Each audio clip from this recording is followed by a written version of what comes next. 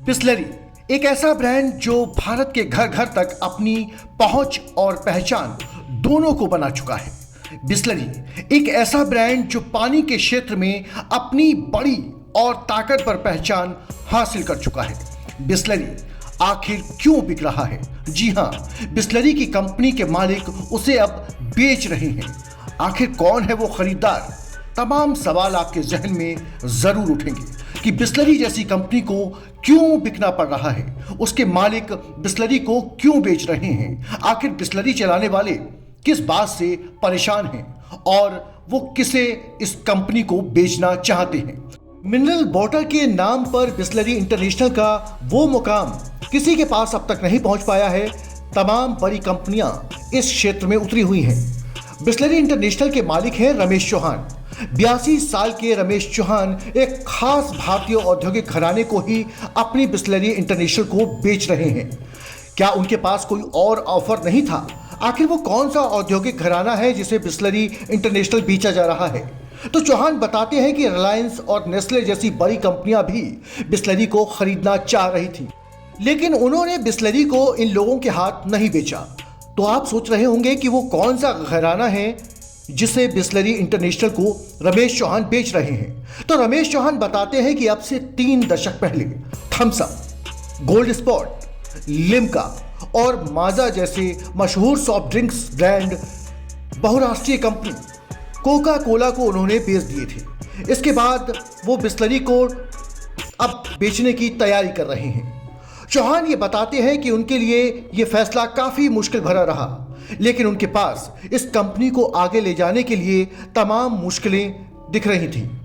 चौहान बताते हैं कि वो इस कंपनी को बेच क्यों रहे हैं। इसके पीछे की वजह का खुलासा करते हुए वो कहते हैं कि उनके पास इस कंपनी को आगे ले जाने के लिए उत्तराधिकारी ही नहीं है और उनकी बेटी हैं जयंती, जो इस बिजनेस में कोई रुचि नहीं रखती हैं।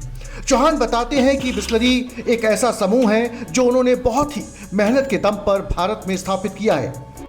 बिसलेरी भारत की सबसे बड़ी पैकेज ड्रिंकिंग वाटर बेचने वाली कंपनी है। चौहान बताते हैं कि वो टाटा समूह को ही अपनी कंपनी क्यों बेच रहे हैं। रमेश चौहान बताते हुए कहते हैं कि वो टाटा समूह की ईमानदारी और जीवन के मूल्यों का सम्मान करने वाली संस्कृति से प्रभावित होकर ही टाटा समूह को बिसलेरी इंटरनेशनल को बेच रहे हैं। यही वजह है कि उन्होंने टाटा समूह का चुनाव किया, जबकि इस ब्रांड को खरीदने के लिए दूसरे पक्ष भी काफ़ी आक्रामक थे। चौहान बताते हैं कि टाटा समूह के शीर्ष अधिकारी काफ़ी अच्छे हैं और वो उन्हें पसंद करते हैं। रमेश चौहान बताते हैं कि उनकी मुलाकात टाटा सन्स के अध्यक्ष एन चंद्रशेखरन और टाटा कंज्यूमर्स के सीईओ सुनील डिसूजा से हो चुकी है। बिसलेरी के टाटा समूह के बैनर तले आने के बाद चौहान अपनी कंपनी में माइनॉरिटी स्टेक भी नहीं चाहते हैं। वो कहते हैं कि मैं कंपनी में माइनॉरिटी स्टेक लेकर क्या करूंगा जब मैं कंपनी ही नहीं चला रहा हूँगा। चौहान ये भी बताते हैं कि वो स्पष्ट करना चाहते हैं कि ये फैसला पैसों को ध्यान में रखकर नहीं लिया गया है। वो बताते हैं कि इस बात को लेकर वो बेहद चिंतित थे कि इस कंपनी को ऐसा व्यावसायिक समूह मिले जो इसका वैसा ही ख्याल रखे जैसा उन्होंने रखा। वो कहते हैं कि बिजनेस को काफ़ी मेहनत और जुनून के साथ उन्होंने खड़ा किया और उसे अब चलाने वाले जुनूनी लोग ही हैं।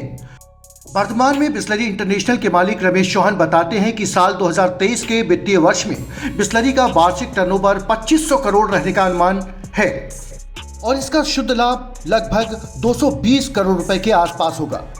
तो बिसलेरी अब बिक रही है टाटा समूह के हाथ। वही बिसलेरी इंटरनेशनल जिसे रमेश चौहान ने बहुत ही शिद्दत और मेहनत के दम पर स्थापित किया, अब वो टाटा के ग्रुप में शामिल होने जा रही है। आपको ये वीडियो कैसा लगा कमेंट बॉक्स में कमेंट करके ज़रूर बताएं।